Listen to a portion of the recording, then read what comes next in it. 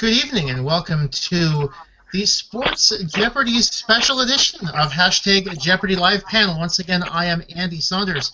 I'll be moderating tonight's discussion. My video seems to be giving me difficulty tonight. I hope you guys can hear me okay. But excellent, perfect. Okay, let's get right to it. I have one person who's been on the panel before who was a Sports Jeopardy champion last season. Welcome back, Terrence. Jordan, how have you been? Your stuff's working now. Yeah, last time I tried to get on this, my computer was not cooperating, but looks like I'm back in the saddle again, so thanks for having me. Awesome. And if you watched this past week's episode of Sports Jeopardy, you'd know our other three panelists. First up, I'm going to go right to left as how they were introduced on the, or not introduced, but how they were in the podiums. Oh, perfect. Hey, there's Mark. I made it in. Mark has made it in, so that is great. I hope perfect. Great. Okay. Testing, in any case, we'll introduce him in just a second. First up, Jordan, Honan. I'll do what I didn't get to do in my intro on the show. The dab. Because it blew up right after my taping, so it wasn't a thing back then. I wish it had been, or I would have done it, but there you go. I can say I've done the dab now. We've also got Aaron Smiley. Do I need to do something like special now? No, you're good. You're good. I'll just wait. And Vinny. Hey, what's up? Yeah, I am going to attempt your last name. Varadarajan? I'll give you a 5 out of 10, but for your first effort, I'll give that a 9 out of 10. Pretty good. Please, for the viewers. Sure, it's Varadarajan, or as Dan has liked to shorten it lately, Vinny V. So I guess we can go with Vinny V. Yep. I'm pretty sure Sports Jeopardy otherwise would have done like 50 takes each show. Yeah, Vinny, 9 games in a row he has won. We'll talk about that in a little bit. And so, yes, sorry, 10 games in a row he's won. Mark with the correction. Wait, well done. With the Vikings flag in the background, Mark Barrett returning to Jeopardy Live Panel. Of course, the last time you were on, we went for the Helen Keller joke. Let's only talk about Jason Keller this time. Of course, he also the longtime champ, also from New Jersey, who was successfully able to figure out that Vinny's Twitter handle @exit130 meant exit 130 on the Garden State Parkway. Oh yeah. So. Okay, yeah, so good job finding that out. Well, I mean, he's also from New Jersey, so that explains quite a bit for him. So, where to start? You've won 10. Yeah, it's definitely been an insane road. Like, it's definitely unexpected, and I think that could be with anybody, like whoever attempts being on regular Jeopardy or sports, where you play one game at a time and see where it goes from there. Now, were you when you got called to first tape? Were you aware that they had changed the rules to allow people to keep going on as long as they'd won? No, I wasn't. So actually, the story was I tried out for the first season back in 2014. I went to the New York auditions. I never got the call for that season, so I didn't think I got picked. And then I got cold called a year later to be on the second season where they told me about the whole returning champions. So I'd like to say thank you to whoever decided to keep me that worked out. Season 1. I appreciate that. Now, I guess we've got a season 1 player here. We've got Mark, who follows the show Sports Jeopardy quite religiously. He does the recaps every week on Jboard. But so I guess the entire panel, what do we all think of the rules change? Do we like it? Do we not like it? Vinny, you're obviously a fan. Yes. What about the rest of you? Terrence, I know you obviously won in season 1, but... Yeah, it's kind of tough. I mean, on the one hand, it would have been nice to have a chance to keep going, but on the other, there's no guarantee I necessarily would have even won mine, because I would be going against someone that had previously won. I know the guy, Nikhil, that won the episode right before me, was very good, so it would have been a tough match.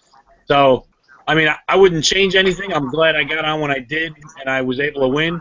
But, yeah, it hurts just a little bit seeing, like, Vinny and some other guys able to win a couple games in a row. But I have no regrets about it. I'm just happy for the experience. So I think it's a good rule overall. I probably wish it would have been in place in Season 1. It would have made the gameplay a little different because in Season 1, a lot of guys were just going all in on daily double, just trying to get that top 3 total, which kind of skewed the way the game was played a little. But yeah, I'd say the way they're doing it now is the best way. So I'm happy with the change.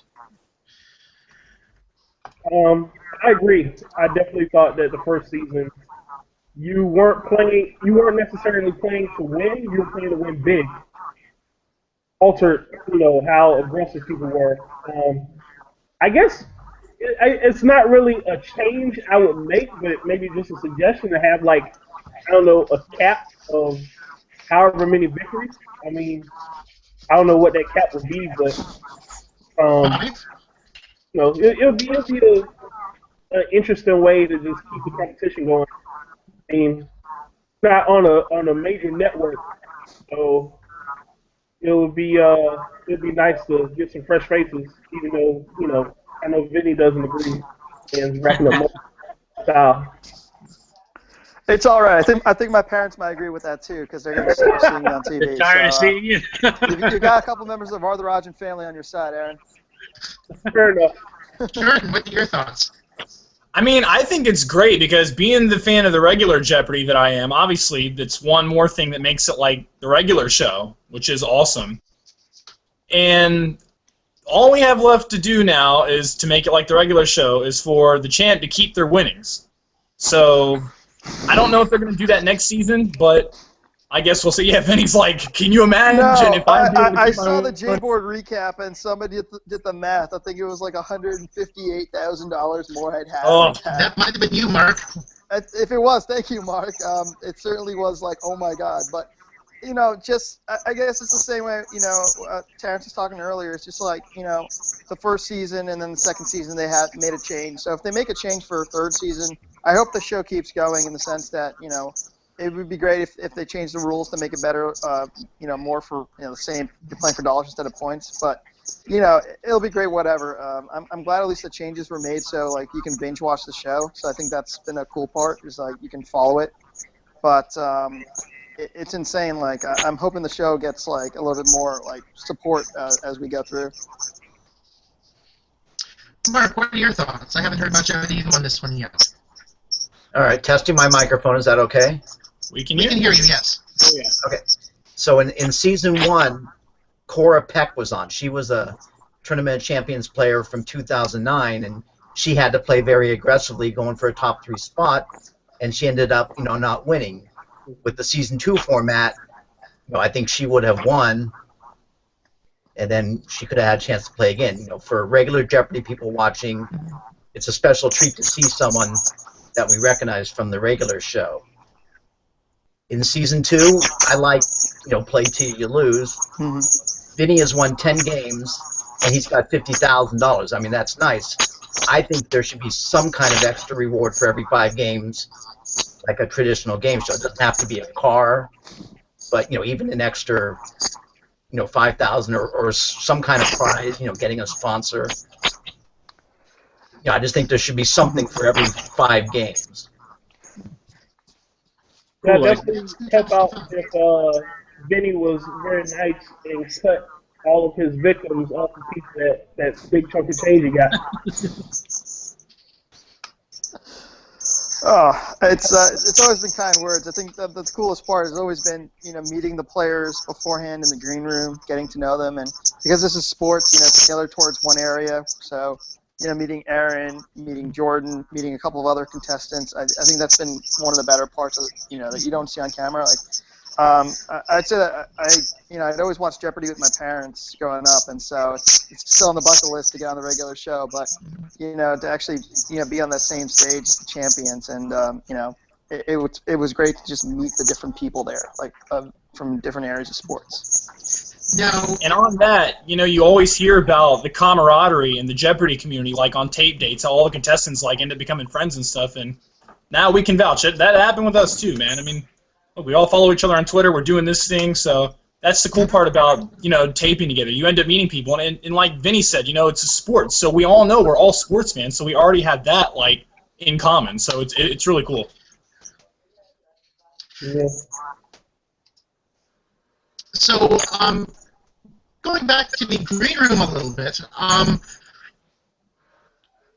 when you guys got there for your taping, Aaron and Jordan, how many games had Vinny won? Wasn't it 8? I believe it was 8. Because there was one game that you taped before you played us, so it was 8, yeah. So that was 9 at that point, because he had won 8 coming in, and then the one before us was 9. It was 9, and then beating us was 10. So what's it like walking into the green room and being like, and here's your 8-time champion, Vinny? Well, see, because at first, I think he'd won 2, like, that had actually aired by the time we saw him, so I thought I recognized him, but I wasn't totally sure, and then I was like, wait a minute, didn't you win, like, before? And then he ended up telling us, I've won 8 games, and I was like, oh my god. Yeah, that was Yeah. definitely like an awkward moment, because I was like, oh god, this is going to be interesting, because it's going to start taping, like, shows will be airing while, going back for taping, so that was definitely an awkward moment, and I was just wondering, like, oh, this will be kind of fun to have, like, a little moment. It's like, but now I know how the people in the green room at Ken felt. Like, oh no, here comes this guy. Well, we're done. Well, I wasn't even paying attention. Like, I hadn't seen a few episodes, so I was just sitting there, and then Maggie was like, "Oh, and you want to know who your champion is?" It was like, I didn't know it was Vinny, like, sitting in the room. I was like, oh, okay, fair enough.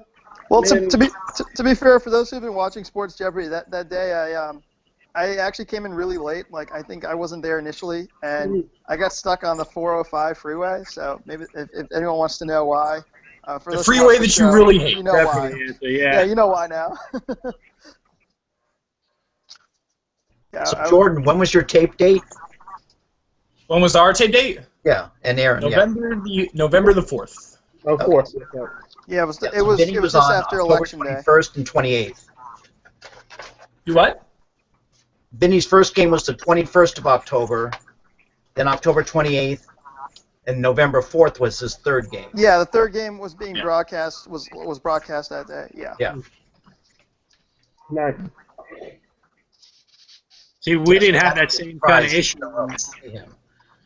Yeah, When sorry, I- you were saying, Terrence? Yeah, when I taped mine in season 1, we didn't have that same thing because they weren't returning champions. So it was almost like kind of sitting down to a new poker table. You don't know anybody at the table. You're trying to size everybody up, try to get a feel for who you're dealing with, and kind of secretly hoping you get paired with certain people, but not others. Some of them seem to know a little more. So I'm curious, Terrence. yeah. I'm just curious, like, since they didn't really have to shoot the episodes in order, were the shows that aired, were they in order like you said, or did they like kind of flip some of the episodes? They did flip some. I think for the most part they were in order, but I remember hearing that the very first episode they aired in season 1 was taped, I think, after hours. It definitely wasn't the first show taped. Okay. But I think they took a couple and put it later, and I think mine was the 12th episode taped, and it ended up airing 12th, so I ended up where I would have been anyway, but they did shuffle a couple things around. But I So, think like- for the most part, it was in order. Like the tape, we did 5 shows my day, and Okay. they all went in order, in the order that they did them. So I think they mostly stayed true to it, but for whatever reason, they did shuffle a couple around. Yeah, I was curious because of how the first season had that season-ending tournament. It sort of like favored those who taped later in the season because they kind of knew what score to follow. Yeah, that was one reason I didn't really like the format, especially because I was in the first group of tapings. Like, I debated endlessly with myself before going on whether if I had a chance to get a big number, would I go for it? Did I just try to double up on any daily doubles or Final Jeopardy, or just play to win? And I kind of never really made a decision on that. Like, I ended up getting up on the podium, and I got all 3 daily doubles in my show, but I didn't end up going for it so big. And I jumped off to an early lead, so if I would have, I might have had a chance to put a number, but I knew there was still 38 episodes to go after mine, and it was a big advantage to know what number you had to be. Kind of like having last licks. Because I think two of the 3 finalists, I think, were in the last 10 episodes, 10 episodes that they were. And I think the other one was in the latter third of the season also. Nobody from the first half of the season made it. So it was a bit of a disadvantage. That's kind of why I like the format now, where you play to win, and if you win, you keep going, and you deal with the next 2 guys. So I probably thought about that, and that's probably a lot of the reason why they changed it. Yeah. Makes sense. So, I mean, going back, this one just for Vinny. Going back, the run so far, you've been dominating a lot of your games. You had, I would say, really just the one really close shave in your 7th game, I think, with the Le Mans final. Yeah. Did you think you were done for? Yeah, I thought I lost. I mean, I really was just like, it's been fun. Like I think during the commercial break where you get to do your wagers, I kind of started staring at the stage and kind of like, this is it. Let me embrace it and enjoy it. Because mathematically, the percentage wasn't good. You'd have to have first and second get wrong, and you to get right. To have any shot. And definitely the wagering was really tough. But it goes with the territory, it is Jeopardy, so, sometimes you'll come in first, sometimes you'll come in second, sometimes you'll come in third, But, I did think at that point it was kind of, over, but sometimes it's good to be wrong. Now, did you guys, Aaron and Jordan, after coming back, did you guys watch that 7th game, knowing that... It was surreal watching that, because it's like, we knew he won. It was like, wow, like seeing him so far behind in Double Jeopardy, it was like, Vinny, how in the world are you going to come back from this? But we knew you would because we played you, so it was crazy. Like, just another part of your legend that you came back from that deficit to win. I mean, man. Like a movie where they're already making the sequel, so the main character... Yeah, exactly. I mean, if I had not taped with him and knew that he won that game, I would have honestly thought, well, this is the end. So it's crazy. Yeah, I think that was my favorite episode of the whole 2 seasons so far, was that comeback at the end, and your reaction, Vinny, when you realized you won it by 2, I think it was, right, with the wager? Well, yeah, classic. I think what really was too was the wager, because it wasn't betting all of my points. It was like mathematically thinking what the others would wager and then trying to be 1 point ahead of them. I think I was more like excited about the wagering, getting it right, and not screwing it up, than it was like winning. Because if you double your score, at least you won. But if you took the time to do the wagering and then you're like, oh god, it actually worked out, you definitely feel a little bit better about that. Yeah. So, Terrence, I'm going to have to disagree with you, Terrence, because I think the December 30th episode personally was the best of the 2 seasons. That's just my opinion. So. Well, personal biases aside, I mean, well, actually, since we're playing biases, on the first season, your tie-breaking question, I thought that was great, because I believe, Terrence, you were the first and only show that had a tiebreaker. So I would like to say that was probably the most exciting, because the crowd was like, oh man, we have a tiebreaker. Thank you. Yeah, it was definitely exciting. I don't know if exciting was the first emotion that came to mind. It was more like, oh yeah, of course, nerve-wracking, and at the time I was just so upset with myself because I had a big lead and I just frittered it away. So I was just I just had to get it, or I was never going to be able to live it down, blowing that lead. So it was more relief than anything when it came up and I got it. Am I remembering this right? Didn't you say that, and that was actually like the 3rd one that they recorded? It was. Thanks for reminding everybody. Yeah. Well, I'm just... Yeah. No, there were 3 tiebreaker questions. The first 2, neither one of us got. And then the third one was that Honan Wagner one that I was able to get. So, but the funny thing is, since it's broadcast on Crackle, you'd think they'd just keep it on. I was going to say, why not? They might as well keep it on, because they can have shows go anywhere from 21 to 24 minutes. Like, and the Danettes one was like 30 minutes without commercials. Yeah, I don't know why they didn't. It would have been fun to see. I mean, I remember it really clearly, but it would have been fun to see on camera. I know the one question asked about a former Oklahoma football player that was now a congressman. It was J.C. Watt, who I was not really familiar with. Okay. And then the second one was a boxing question that it's a different mindset with the tiebreaker, because there's no penalty for getting it wrong. You don't lose for getting it wrong. So just buzz in first. That's all you want to do, just buzz in, even if you don't know. Yeah. At least you can give yourself a chance. I buzzed in as quick as I could on the boxing one. It was asking for the, I think the first pair of brothers to hold the heavyweight title, and I buzzed in really quick. Well, that's what I said. That was the first thing that popped in my head. And then luckily, my opponent didn't know it, and the answer turned out to be the Spinks, Leon and Michael Spinks. Oh, yeah, okay. And once I heard it, I was like, God, if I would have just taken my time, I definitely would have known that. But, yeah, so we got those two wrong, and then the Honus Wagner one came up. And right when I saw that, I knew the answer to that. So I was like, please just get the buzzer in first. I've been doing well on it all day, and I just need that last one. Well, sorry for going on a tangent, but like, were the questions asked like, rapid fire? Like, once you two didn't get it right, they just went right to the next question, or did they have to like shut down, wait 5 minutes, and restart again? There was a little break. Yeah, they asked the first one. I don't know where they keep the questions back in a vault somewhere, so someone had to bring it out to Dan. He asked the J.C. Watt one. We missed it, and then there was a little break while they got the second one ready, so we got to kind of collect ourselves.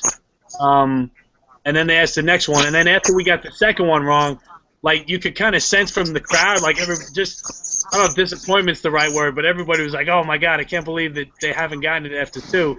And Dan came over, and I think Maggie did too, and we're just trying to make sure we were cool and we were calm. And I remember joking to Dan, I was trying to keep in a positive frame of mind. I said, Dan, what do you think the next one's going to be? This is what a football is made out of, just to make it easier for us. That helped break it up a little. But yeah, it was a pretty surreal atmosphere during that. But there was a little bit of a break in between each of the tiebreaker questions. So I was grateful for that, because when we got it wrong, we were both kind of down. So it gave you a little bit to bounce back and get ready again.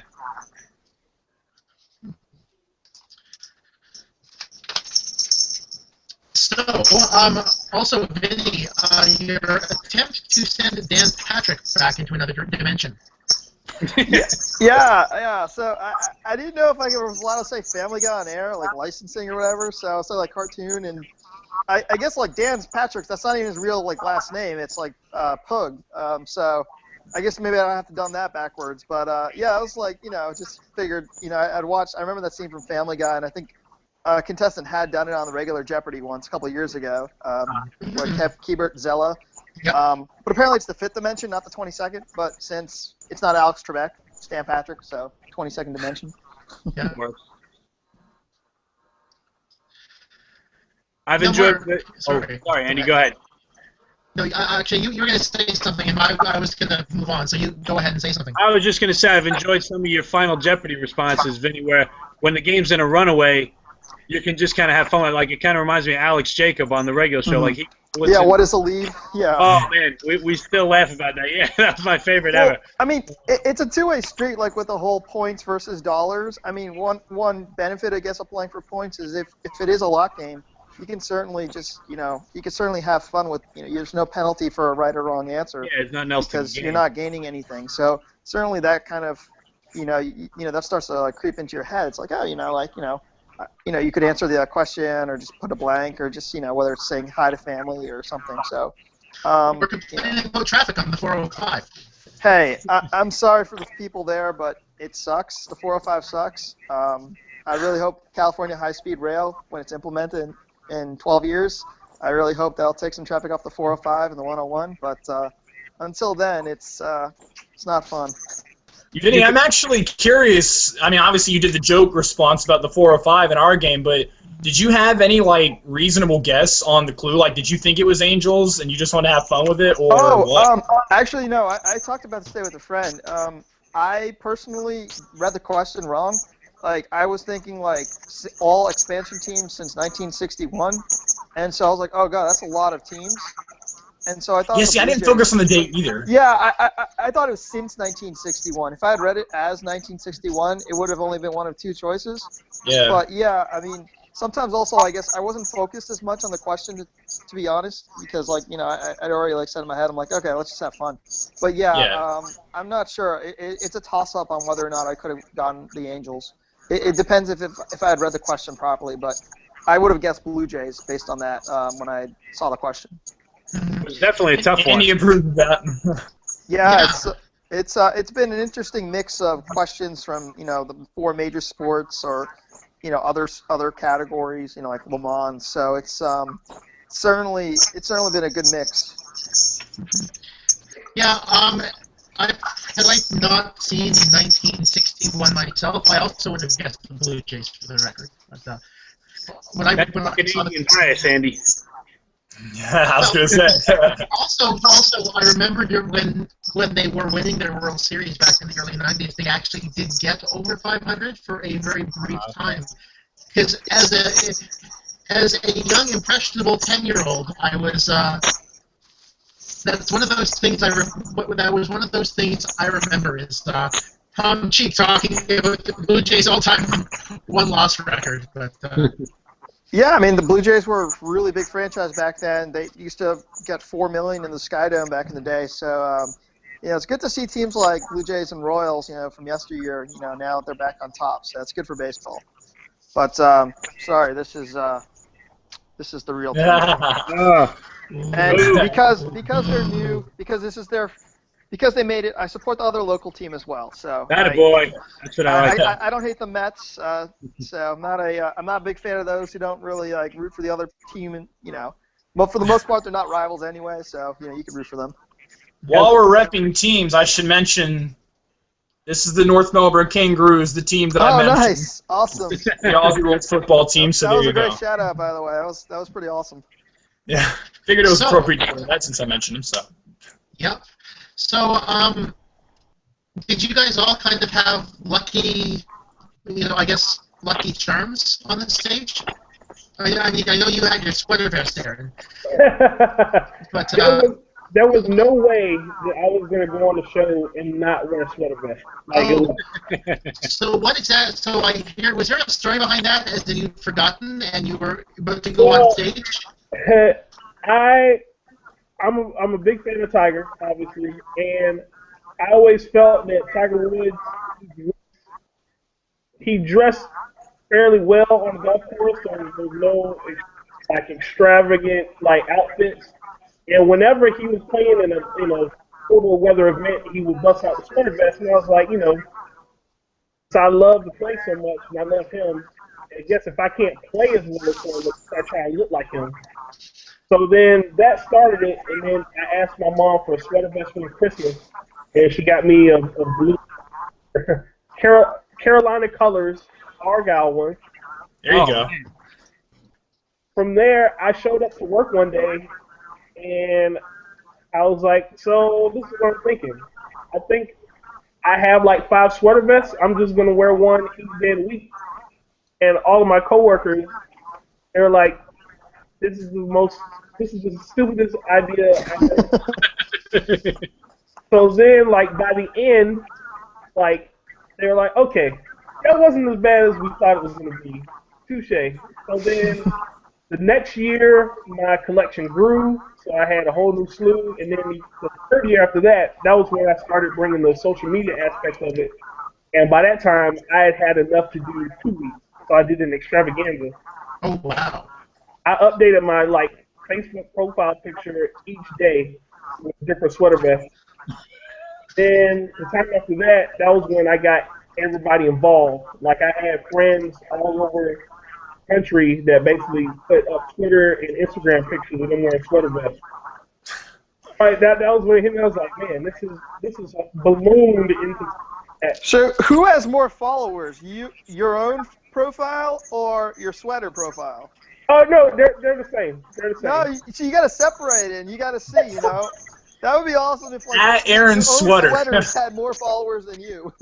I think Julia Collins. I don't think she ran it, but her sweaters got their own Twitter account, right? Oh, that's not Julia who's curating that either. So I definitely brought a lot of. I brought a lot more clothes than I was expecting to, and I definitely brought 6. So I was ready for however many shows might. But I definitely had to wear the garnet and gold first, just in case things didn't work out my way. So all of my Florida State fans are happy now. It made fun. Sorry. Yeah, sorry. Go ahead. Celebration in my little introduction. They were like, that's funny, a lot of them don't even like LeBron. But I think that's a cool celebration. So I started. So Jordan, now, did you have some lucky charm as well? Did you have a lucky charm as well? Well, like I mentioned earlier, the Panthers Twitter gave me socks to wear on the show. I couldn't have anything outward because you can't do logos like on camera. So I wanted to be sure I could still at least wear something Panthers. So they gave me socks, and I wore them for the taping. And now, to keep them in use, I still wear them for every single game we play. So tomorrow, I'm gonna be rocking my Panthers socks. So now, do you ever wash them, or do you never during that winning streak? No. I wash them now. I wash them. I'm not like that crazy about it. Okay. Believe me, I'm too clean for that. So yeah. They're not that lucky. I spent so much money on wardrobe before I came on the show. And granted, I needed some new clothes anyway, but like my GoFundMe account, everybody that I raised just about $1,500, $2,000 for me out there. Hey, you gotta treat yourself, so it all works out in the end. I was like, I might as well upgrade my wardrobe while this is happening. So it was good. I got a lot of love. So you had all these wardrobes ready, and then Vinny had to go and beat us. Real. Yeah, I was on the opposite end of that spectrum. My first day of taping, I didn't expect that anything was gonna happen, like winning the game shows, and I did not have enough clothes, so I had to end up going to a Ross somewhere in suburban LA, get some clothes. And even then, I didn't bring enough clothes because I still didn't think I could win more. So I ended up taking a couple of my brother-in-law's shirts, which are kind of a size bigger. So if you ever notice the 7th and 8th games, I'm maybe wearing maybe shirts that are a little bit baggy. It's because I was wearing. And Dan's sort of clowning you about it. I did not it. expect myself to win. And so the whole wardrobe thing's been pretty fun. And Dan started clowning you about it after a while. Yeah. So, hey, he gets his own wardrobe though, so that's kind of like BS. But, yeah. It is what it is, but it's fun. I mean, we're running out of things to talk about, so it's fun. What's that feeling like anyway? Because you're the only one here who's had to experience that. It's interesting because I think if you watch I watched my first show, going back seeing some of the older shows, and very timid in the beginning, and then you get a little more confident, and then you kind of treat Dan not necessarily like a friend, like a really good friend, but it's kind of like a frenemy. It's kind of oh man, not you again. And you just he's really good with enabling others.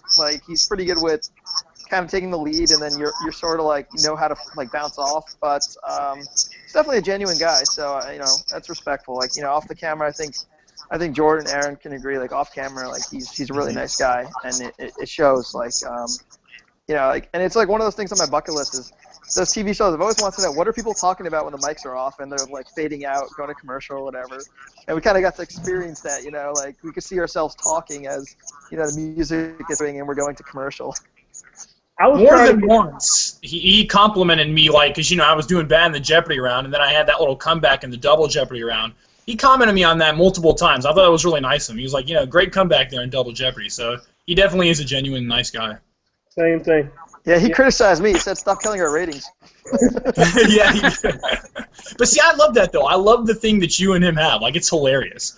Ken and Alex had a little thing, but you and Dan, that's just hilarious.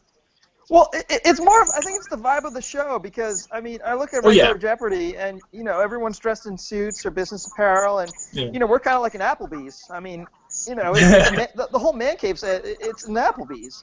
All we need are some drinks and half-price appetizers. It's really the vibe it's the vibe of the show, it's a little more casual and a little offbeat. So it's kind of like happy hour. So we're just chilled out. We're not all uptight or anything. We're having fun with doing voices and accents and our introductions. It's kind of like a mix of Price is Right. Come on down, you're the next contestant.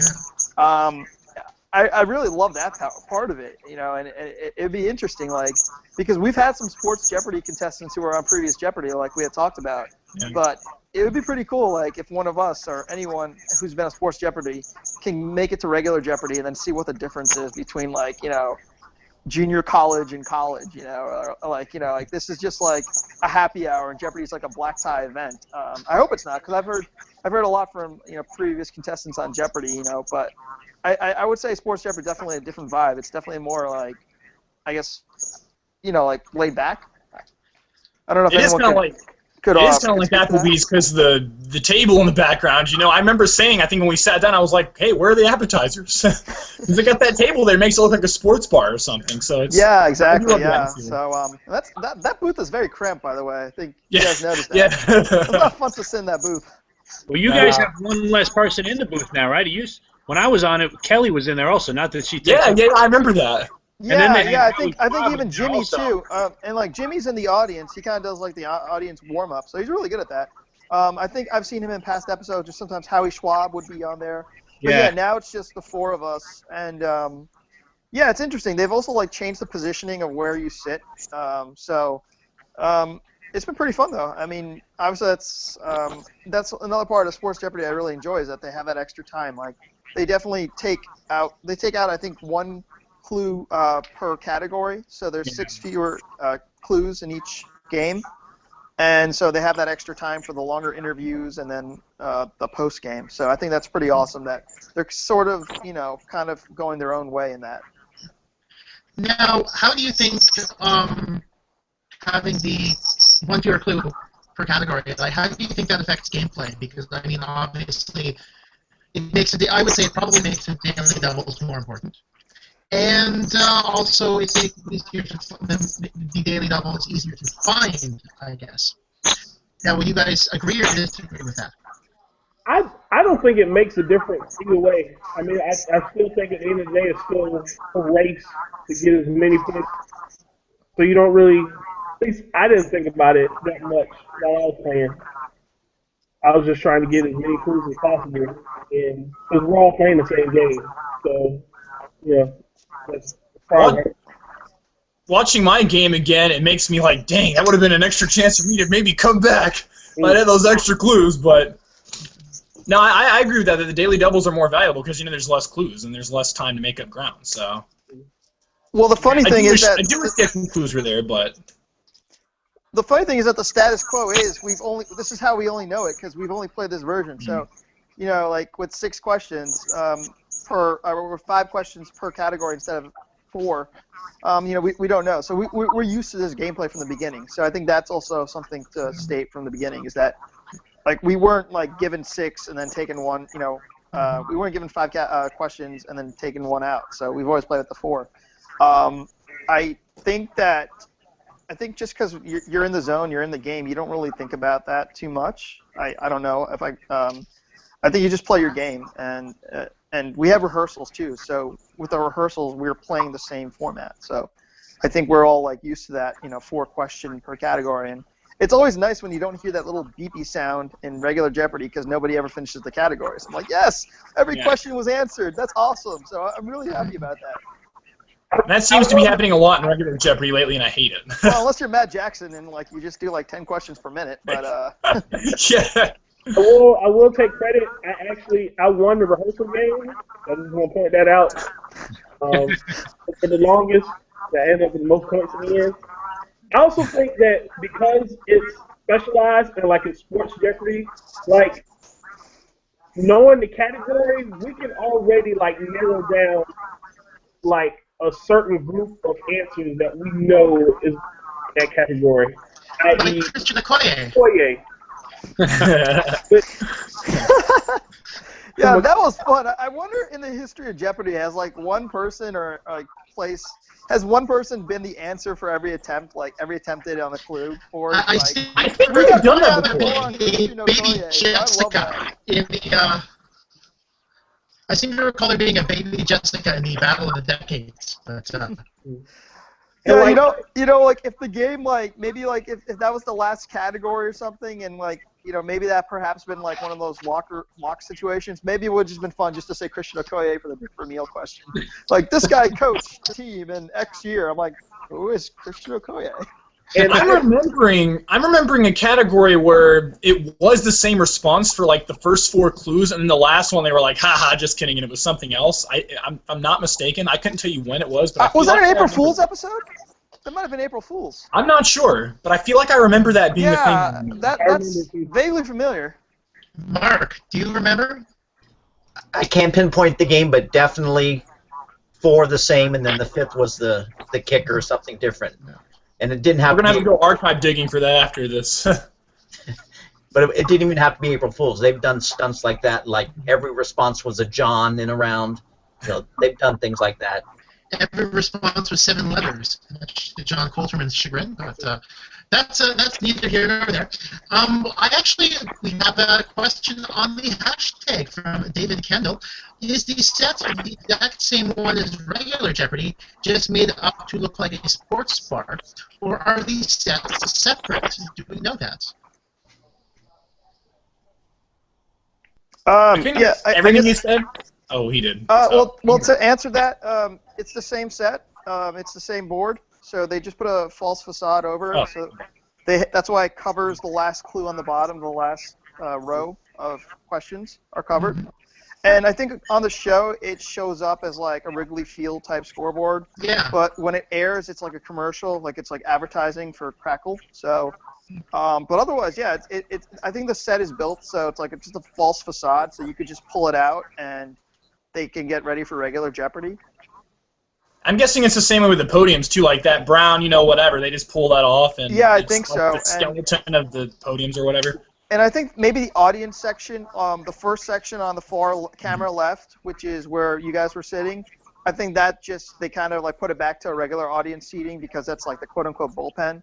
So I think everything there is made so everything could fit on one set, and I guess like they can just film both shows, whenever the production cycle is.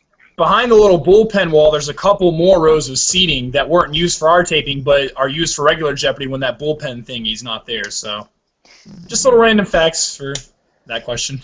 I actually, for Halloween, I actually dressed up as a Jeopardy contestant, and I made my own. I actually have it over there. I'll grab it if I have a chance to. And I had to make sure that I did the same, because I know the podiums are different. So I had to make sure I did the right podium for our show. It was, How did that not make your interview story? I'm sorry, can you repeat that question? How did that not make your interview story going as a contestant for Halloween? I never tweeted Sports Jeopardy with that picture. I put it up on Facebook, but I didn't have a chance, or I didn't even think to send that to them. So, my bad. Actually, here, I'll go grab it. Y'all can keep talking. Uh-oh. In the first season, Dan used to show, baseball cards to kids, Little League and those type of things. I haven't seen that in season 2. Well, yeah. For whatever reason, they didn't use it, so that's kind of a bummer. But I don't know. I think also like a lot of the photos had maybe just like people passing by in the back, privacy. They may have said like we can't put these people in. I also wonder maybe with returning champions they might be like you don't have enough photos, if you win 10 games. That's true. They would have.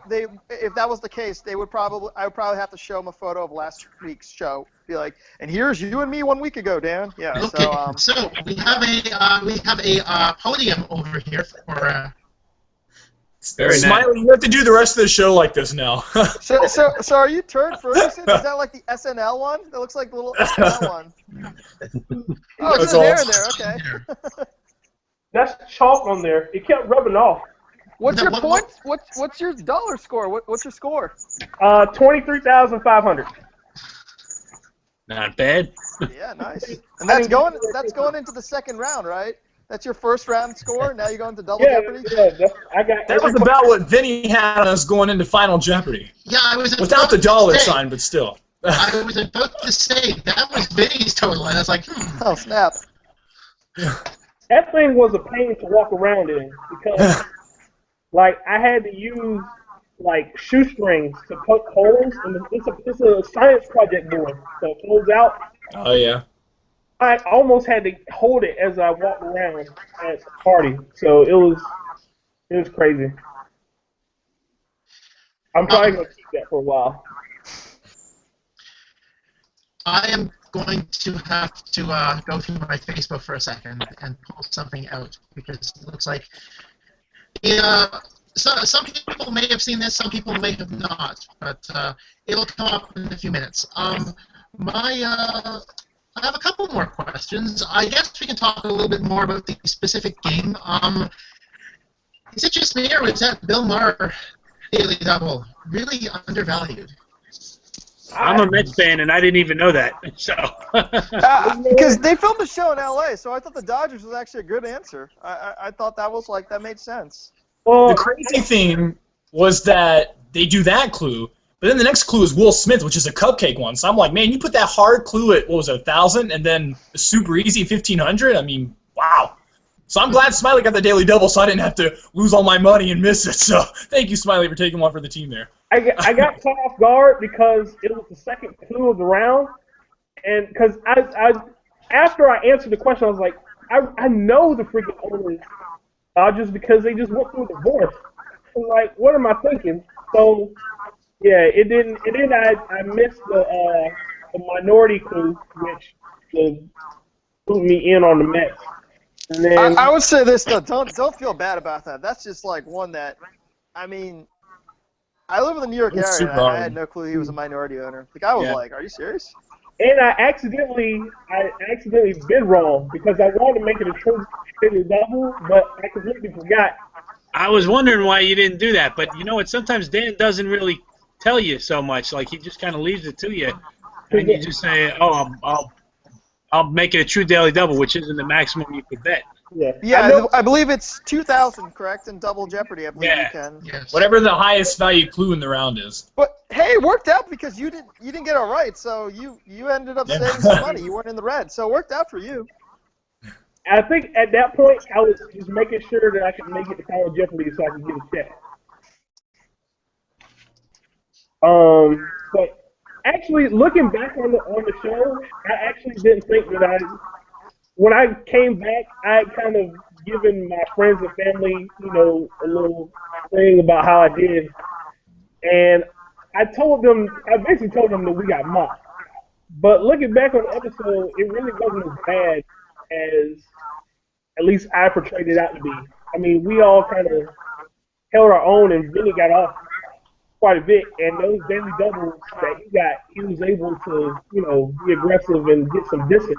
Well, I think all three of us each got a daily double, right? No, I didn't. No. I wanted that tractor trailer one so bad. Yeah. You can see on the I remember your show. live tweet. After you got it right, you can see me sort of hanging my head because I grew up a Hornets fan, so I was like, oh, that could have been my chance. Oh, don't worry. In a previous show, my alma mater's Purdue, and I didn't buzz in on Purdue, and I was off frame, but you could see it on 16:9. You could see it on the side. I just slumped. I'm like, crap. So I had a couple clues like that in this game, not just the tractor trailer, but the rugby clue about Australia. I know a ton of Australian people, and obviously I love, the Australian rules football, so I was mad I didn't get that one. Well, yeah, we talked about that on Twitter. I mean, Rocco's Modern Life, he was a wallaby. Yeah. I knew it. I was like, garbage, like you said, garbage day. It's a very dangerous day. Yeah. I definitely, not getting the Serena Williams question, you don't understand how much I love Serena and how, she would be my wife in another life. And once I saw the category and straight out of the content, I was like, I know that she's gonna be an answer. And I was so trying to get in. I was like, no, come on. And that was also bad for me too, because I know a ton of tennis fans on Twitter, and one of them is a huge Serena fan. And the night before the taping, he was like, "Okay, if there's any Serena clues, you better get them right." So when I didn't get in on that, I was like, "Oh." Well, I'm sorry. I don't know what else to say. I'm sorry.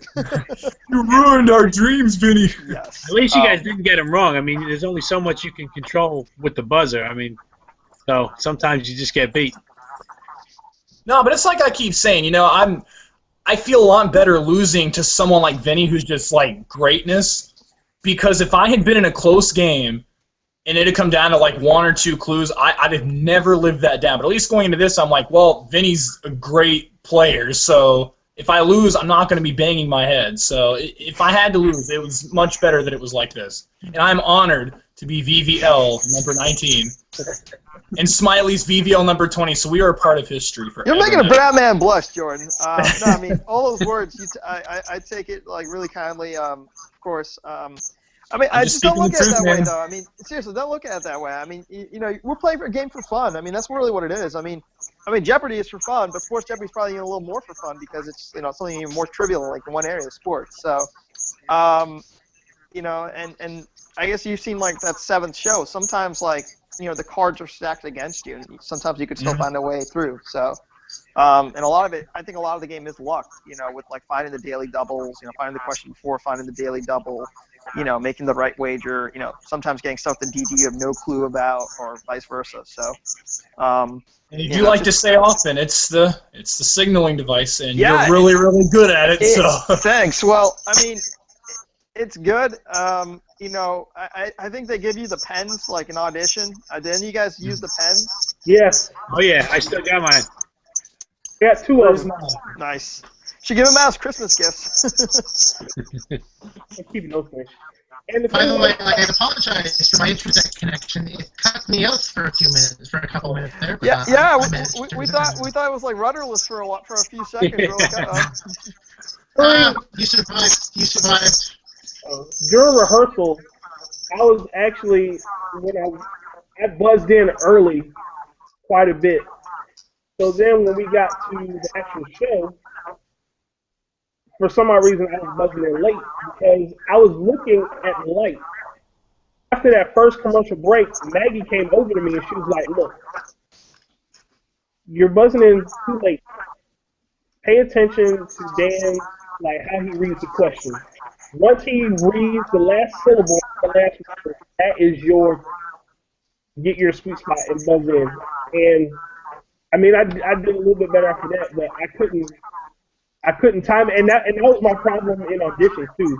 So, I mean, it was really I didn't adjust very well as far as that's concerned. I think the problem I was having earlier in the game is that I was doing it too early.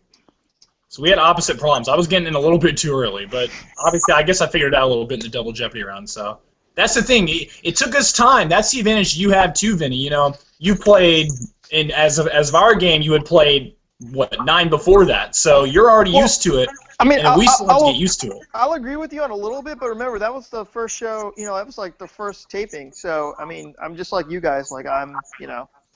I mean, I have to find my timing too, because like that was the first day. But yeah, I mean, certainly it helps to have that experience. But like, just like like we all have to start somewhere. Like, and for me it was the first game as well. I had a first game, so I think you do start to like zone in the buzzer, and a lot of it, yeah, you really do need to get the buzzer down. I mean, it's kind of like I remember seeing YouTube videos of the first season of Jeopardy where you could buzz in whenever, and I thought that was like, oh my god, like Alex finished the question. And the second season they brought the light out, so the lighting, and I didn't know this. I mean, like just watching the show, I never knew about the light. I was like, oh, why doesn't this person know it? But growing up, but yeah, I think the buzzer's huge, and I think if you could pass the test to be on Jeopardy, to be on Sports Jeopardy, either one, you know your stuff. So I think really it is the buzzer. Yeah, a lot of my friends ask me, like, did they give you anything to study? Like, what did you use to study? And I didn't really do that much cramming because I felt like I didn't know everything, but I knew enough to win. Well, the thing is, you've been studying your whole life. You just don't notice it because it's like you're having fun with it. Like, if you're having fun with something, you don't call it study. It's like you won who won the World Series this year, blah blah blah. So, you can't really cram for this. I'm sure a lot of people in the Jeopardy community would probably shun me, like, why didn't you study? But I've never been much of a crammer or a studier. I feel like you know what you know, and yeah, I mean that's just my way of thinking. I mean, I said this in the Winner's Circle interview. I was like in the same way. I was also like, if I study and I really push it, I'm going to be mad if I get something that I didn't study, and I'll be like, why didn't I study this? But by studying nothing, I'm like, okay, good. I mean, you either know what you're doing at that point, and like maybe certain things like current events, like maybe if there's like something that just like happened, maybe it's good to brush up on that because it just happened. Like maybe like no winners and stuff of certain things. But I mean, for the most part, I don't think you can study for this, and I think it's like the same thing in regular Jeopardy. I think you acquire this over so many years that it's very difficult to cram. And I guess it's a great plug-in, right? Jeopardy contestant test in what, 2 weeks? 4, I think. But Yeah, okay, all right. So yeah, I mean, I mean, 26. cramming in 4 weeks, you know, like, I mean, that's gonna be tough too. Like, but I think it was just the fact that sports came out like, what, 2 years ago, 2014, the show was announced, and so, you know, out of nowhere, like people like started like, oh, you know, all this stuff that I knew I can put to good use, and so I think that's what the story was, is that it was always in people's heads. You wouldn't have studied horseshoes anyway. Yeah, that was a very fun triple stumper. Yeah. I was giving Gene grief over that one, but he's like, how am I supposed to know horseshoes? I tweeted a screenshot of us standing there, and I put, like, when someone asks you if you played horseshoes or whatever, we're all just sitting there with, like, a blank face, because we're like, we never played horseshoes. We don't know about that. Yeah, I've never played horseshoes either, so I'm like, I think I've held a horseshoe like once in my life. I was like, it's heavy. Yeah, But for Jeopardy purposes, all you need is horseshoes, ringer, leaner, 3 points. That's it. That's all they're ever going to ask. Well, we know about the ringer now. You know, the funny thing is, I've noticed this, like, recently in the last year or something, it seems like there's always a sports category in Jeopardy. It seems like every day there's like a sports category. It's just really surprising. I didn't think it. I thought Jeopardy was like a niche. I thought sports was a niche category, but it seems like it's becoming more mainstream. They usually save it for last, though, and sometimes Yes. all of them. And when they save it for last and time runs out and we don't get to finish it, I'm like, oh! I love it. Like, since I started on Sports Jeopardy, I usually around time Jeopardy airs, I'll usually go on Jeopardy and I'll do a Sports Jeopardy search, and most of it has to do with like the actual Jeopardy and how no one can do sports.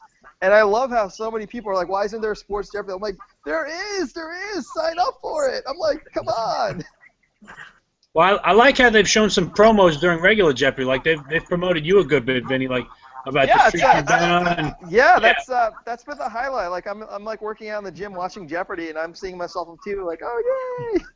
I think it's good for the. Yesterday, it said that they saw me on a commercial yesterday. I was like, yeah, they showed Dan like running past us. Yeah. Oh, they showed that? Yeah. I mean, they didn't show they showed clips from like bowl games because it was like a college bowl, like the New Year's Bowls. So they were showing like clips of contestants, you know, getting the questions right, and then they showed Dan like kind of like running down the podium to high five us. When he high fived us? Wait, what was that on? I haven't seen those. It came on yesterday on regular Jeopardy, like the bumper between Final Jeopardy, like the commercial. Oh right? Goodness! Wow, that's awesome. Yeah, it's pretty cool. The bumper, Mr. Technical TV Terms guy. Oh yeah. Oh, don't worry. I'm sorry, Mark. I definitely stalked J-Board after I googled my name after the first show, and so I've here and there I've kept in. I will definitely be a contributor to the show in the future. So yeah. Man, I'm usually tweeting during the commercial breaks, so I'm gonna have to watch for that. That's awesome. So, I guess with the online test coming up in a few weeks, are all of you planning on taking the real test? Or Why not? Regular Jeopardy? Yeah, there's nothing to lose, so yeah, I mean, what's the worst that happens, you know? Well, Vinny, you won't be able to be on the show because a year from now you'll be in like win 200 and you'll still be playing. So it's a nice dream to have. But yeah, I mean that is pretty cool that anyone who's been on Sports Jeopardy is eligible to be on regular Jeopardy. So that's pretty awesome. That was nice of them to make sure that that's possible. That's my current goal, to be the first Sports Jeopardy contestant to be on regular Jeopardy. I know a couple the crossover, that have been on regular and then we're on sports, but I'm aiming to try to be the first to go the other. I'm taking the test, I think, on Thursday the 28th it is. The late one. It's like 11 at night or something. As I always say, I probably won't make it on the regular show, but it can't hurt to do the test anyways. You got nothing to lose. Well, they have a practice test on the website, so it's like a 30-question practice. You could just maybe gauge that. Yeah. It's not too bad, just to see what you're at right now. I actually, back my freshman year of college, I got picked to audition for the college version, but I wasn't able to go to New York on like 2 weeks' notice. So that opportunity kind of fell by the wayside. This was definitely a good way to come back. So, one more, another tweet off the hashtag for this one. Liz Fritz, binge watching Sports Jeopardy, holding my own in some categories, getting demolished in others. Matter of respect, gentlemen. Jeopardy Live panel. Also, I managed to find a picture that was taken of me. This would have been Halloween 2005. I'm not sure if this has ever been on Jeopardy Live panel before, but I am going to share this right now. There we go. That was me, Halloween 2005. That's great. So Smiley, you were not the first to do it.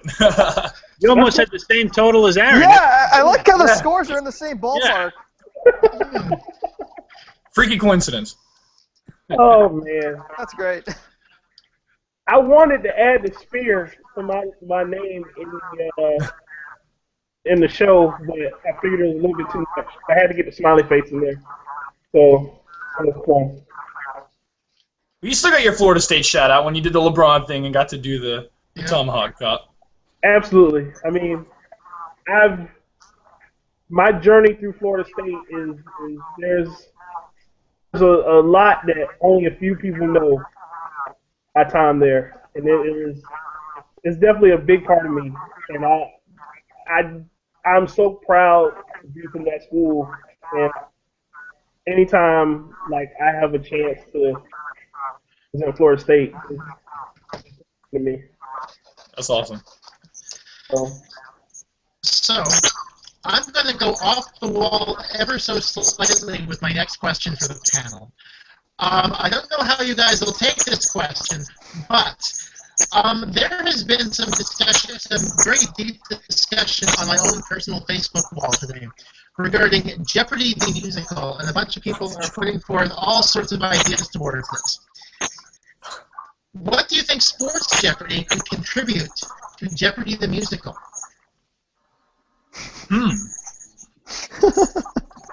Sign me up, first of all. I'm definitely trying to get 15 more minutes of fame. You know, a lot of my friends, because like before I came out to LA, I actually locally. It was like kind of like The View, where they interviewed me about my experience, and a lot of people were like natural talking to people on TV, and that's just the way I am. I actually found that video, Aaron. I stumbled upon it. Really? Nice. Yeah, I was like, I thought the same thing. I'm like, is this like The View? Like a local version? I'm going to have to look that up.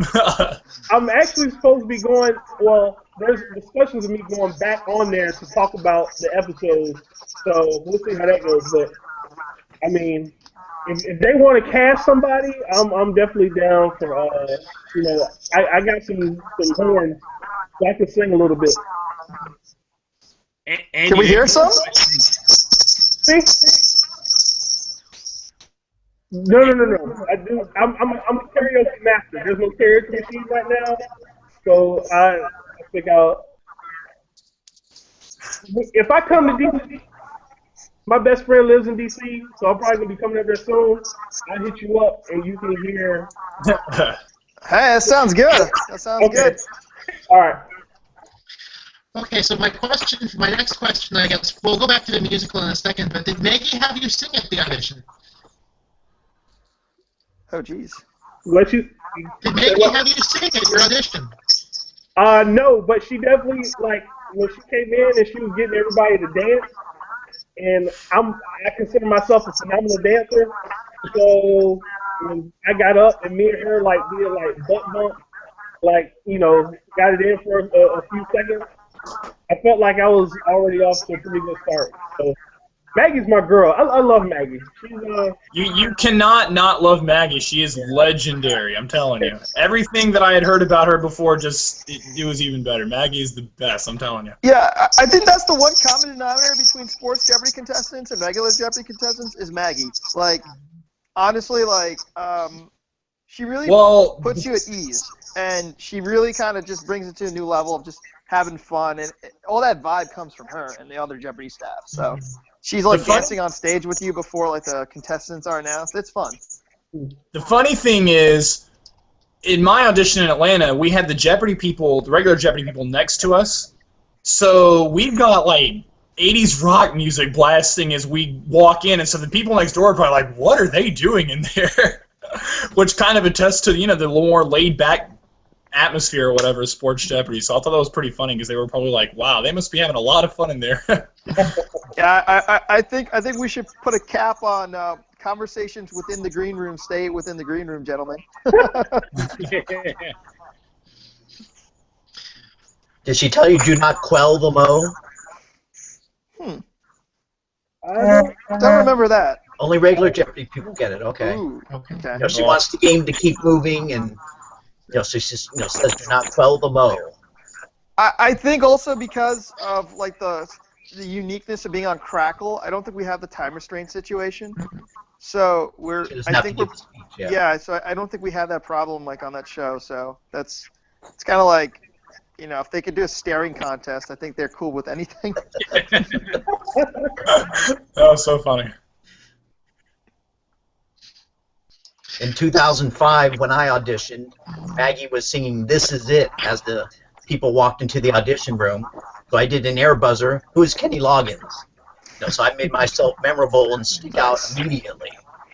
Yeah, you know, I found that crazy because I auditioned in 2014, and I got the call a year later, and she actually remembered me. And I thought part of it was like, oh, maybe she's just saying that, she just looked up my name. But she knew, like, everyone. Like, she was, like, I was so impressed at how personable she was with knowing people's names and knowing where they're from and knowing what they did at the audition. So I thought that was amazing. It's like, she's like an encyclopedia, like, when it comes to knowing Jeopardy. Studies the binder of Polaroids.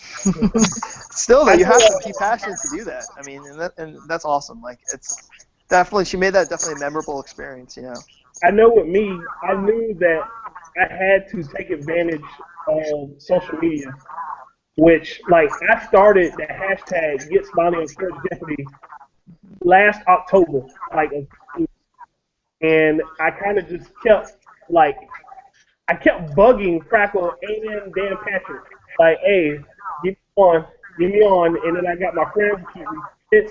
And then when Sports Jeopardy, like, the Twitter handle finally, like, followed me, I was like, okay, all right, just a little bit more, follow the audition, and then, like, you hear me at the audition, like, yeah, man, just keep sending that stuff in. So I had a good feeling about it, but then when I got that phone call, I honestly, I couldn't breathe. I was driving, and I had to pull over. It was the most insane feeling ever. Yeah. One of the best parts of the whole experience was getting the call and just the elation of finding out that they actually chose you and you're actually going to be on. I know when I got it, I got a phone call from a number I didn't recognize. It was I don't even remember, 902 area code or something like that. 310? 310. Yeah, I was close. Yeah. 902. That's Halifax, Nova Scotia. There we go. But yeah, I saw the phone ring and I saw the number and I said to my wife who's sitting next to me, I said, "Oh, maybe it's Sports Jeopardy." Saying, just joking. I didn't think that at all. And I picked up and she said, "Hey, I'm calling from Sports Jeopardy. Is this Terrence?" I like motioned to my wife, like I covered the phone up, and I was like, "It's really them. It's really them." So yeah, it's definitely one of the more memorable parts of the whole thing. I was even freaking out when I got the email for the audition. Like, I was with my friend having a few drinks, and I saw the notification on top of my phone come. It was like Sports Jeopardy audition. I was like, it's like I started hitting them. This is happening. So I saw the area code and it said California, and I was like, oh boy. That's why I immediately. Yeah, I was like the same thing. Like my phone said Culver City, California. I'm like, oh god, I know what's in Culver City, California. So I hope they're not a debt collector or something. I'm like, please let it be Jeopardy. Please let it be Jeopardy. Yeah. So, Smiley. You can finish. No, Are you I'm done? good. I'm good. That was just like Okay. the I was gonna say, Smiley, I agree with you that in some ways the audition email was almost the most exciting part because a lot of people said if you can get through the test, that's probably one of the hardest things, and I would agree with that because once you get to the audition, it's like you know you belong there, so it's like you feel like you're putting the hardest part behind you. So that was one of the more exciting things for me, almost as exciting as getting the call. So the interesting thing too is you two, Aaron and Jordan, you two took the online test, and I believe Terrence, you were in the first season. So you and I, we did the in-person test and then the audition the same day. Yeah, I think we got picked for the audition based on just you were in New York, right? I think I registering. read an article about this that you wrote. You were in New York? Yeah. So we might have actually been there the same day then. That's kind of funny. Oh, that would be sick. Yeah, that's right. You said you auditioned during the first season. Yeah, I auditioned the Sunday. I know they were there 2 days, but I was there the Sunday. I think they were there Saturday and Sunday. But I think also it's interesting that, you know, like now it's a regular online test. So it's kind of like old school Jeopardy, like back in the day where, you know, you have to go in person. And now, like, it's online for sports. So I know my audition. We actually did another test at the audition site. Okay. So, I think I did. I knew I did better then. I mean, the online test. I think I got 3 questions wrong, maybe 4. The in-person audition test, I think I only got 2 wrong. So, I mean, that's about the same for me too. Like, I know the online test. I did not know the name of the family in Friday Night Lights. I had never watched the show. Wait, what did you say? What was the question? It was like, what was the last name of the coach and quarterback, like the family in Friday Night Lights, the TV show? Coach Taylor. Come on now, you had to watch Friday Night Lights. That was a greght show. I love Friday Night Lights. I did not watch Friday Night Lights. I'm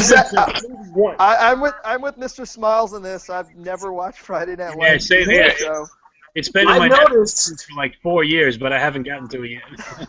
On appropriately Friday nights, they re-show it, I think, like a couple episodes at a time on ESPN Classic. So if you ever get the chance, you should watch it. It was a pretty good show. Do they still have ESPN Classic? I know that's yeah, they do. It's in standard definition, but they still have it. I used to watch that all the time as a kid. I didn't even know it was still going. All the sports centuries and all that stuff. I mean, I think also the cool thing is, like, during the Super Bowl, they used to air all the Super Bowl docs, like the Super Bowl films. That's honestly how I knew the Super Bowl. So I think, like, one of the previous questions I had was a Super Bowl question on Sports Jeopardy. And the reason I knew is because, like, they used to air that all the time before Super Bowl on ESPN Classic. So it's all these little things that, like, you know, you catch, like, throughout your life, you know, whether it's, like, you know, middle school, high school, college. It's really crazy how it all culminates, like, eventually, like, you know, it all pays off in a way. Mm-hmm. So I'm at the point where all of my prepared questions are done. So does anyone on the panel have any questions for anyone else on the panel? Not so much a question, but I meant to chime in when you asked Andy about there being one less clue per category earlier. Yeah. I feel like having that makes the results a lot more volatile. Like, it kind of makes it more impressive that Vinny's been able to go on such a run, because the less questions you have, the less the better player has a chance to really distance himself, and the more weight it puts on those daily doubles. So I think it's more difficult to go on a long run in Sports Jeopardy with the format that they have than it is on the regular show. I mean, given if you're the same talent level or whatever. So I think that's definitely another check mark for Vinny, that he's been able to make it last this long when it's run like that. So appreciate the love. Yeah. I have a question for Vinny. How does it feel to be the legend of Sports Jeopardy? It's cool, I guess, but it is funny that, like, it's really more in the online community. I've always wondered, like, am I gonna get, like, walked past and, like, someone would be like, "Oh, are you the guy?" I'm like, nobody watches it, but you know, to this day I get, like, the Aziz Ansari thing. So, like, like when I had a little more hair, I was like Aziz Ansari. So I would like to go back to that musical question. I would have Aziz Ansari play me if we're going to, like, have people casting. I like that. And taking a quick look through Vinny's games, I'm not sure that the daily doubles have been the deciding factor in any of the 10 wins. Yeah, no, he's mostly. won them. Well, I would say too, like with daily doubles, I guess I'm a little more risk averse. Like I'm not going to pull a Roger Craig and bet all of it. Like, but I think also it depends, how soon you played in the game, and so that could be like, it could be a determining factor, but it may not be just by looking at it like solely, that point amount was the difference. But there was one show where a daily double was, I had a daily double and I thought I got it right, but they weren't sure, so they had to take some time to make sure, and that could have been a huge swing in the game. So, but yeah, I mean, I think anyway, like you got to find different ways to win, just like in sports, a sports team. If you have a great quarterback and your quarterback gets hurt, you need to have a good running game. So, you have to be able to win more ways than one.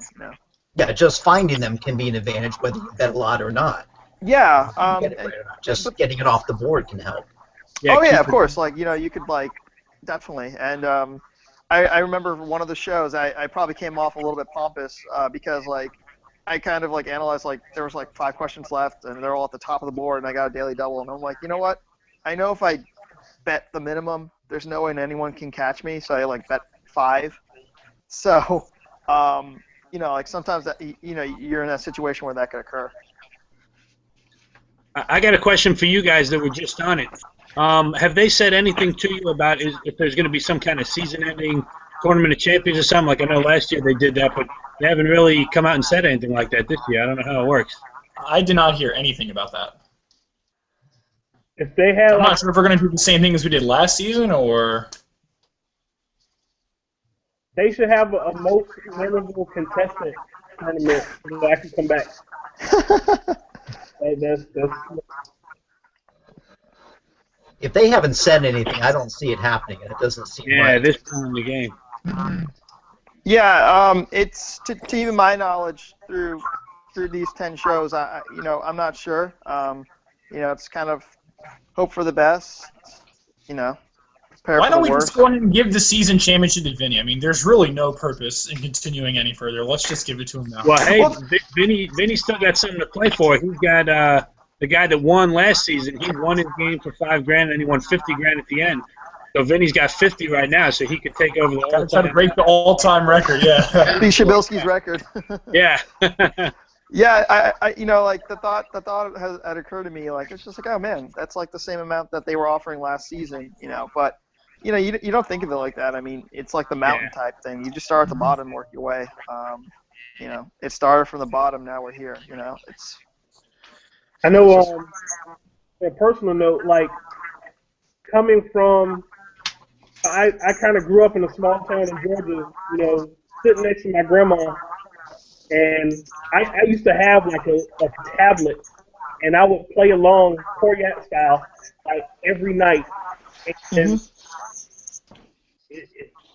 I'm always going to beat myself up about, because I wanted to win because I'm an ultimate competitor. But being able to see my family's face and all of my friends, like, see how they supported me through our journey, because I mean, sports trivia has kind of been my shit for a while. Like, my freshman year of high school or college, they had intramural sports trivia, and you had to have at least 3 people to play. And I kind of had to drag 2 of my friends with me. They didn't want to go, but they came with me so I could play. And I basically answered all the questions. But, to come from where I've come from is, it's very humbling to get the opportunity because, we all know the contestant pool is small to actually get on one of those few people that gets to live out their dream. We've said this before, it's something that we're going to do in the time. And I'm forever grateful for this chance. And who knows where y'all might see me on TV, like, for real, in a couple years. So, that would be nice. Well, yeah. I mean, I agree with you like 100% though. I mean, we're not athletes and we're just regular Joes. We all have our regular lives, and this is like an insanely amazing opportunity that we all have, and the opportunity because it was fun, but this kind of money can change your life, and I was able to pay off my college loans. I mean, that's like, Nice. And I was actually unemployed at one point during the year, like when we got the call. So I was doing a temp job. So, like that really helped at the time, this streak. So, just like I said, it's a blessing. Like Sports Jeopardy is an absolute blessing. So it's, it's those real stories you don't see behind, but you get to like meet the other contestants, like how we, what happens and, where we're from, all different walks of life. Like you'll have people who are college graduates, professions. You'll have people who are blue collar workforce. You'll have everyone of every demographic, which is awesome. And we all like sports. And I think that's pretty awesome. Mm-hmm. Yeah. I think that's a good note to end on, to be honest with you, barring any other questions. Okay. So I'd like to thank everyone for tuning in and all of you guys for taking part tonight. This was a lot of fun, and I think I may want to do more of these Sports Jeopardy specials, to be honest with you. And, wow, okay, so tomorrow night on # Jeopardy Live Panel, we'll be doing the Week in Review panel. Certainly an eventful week when it came to the show.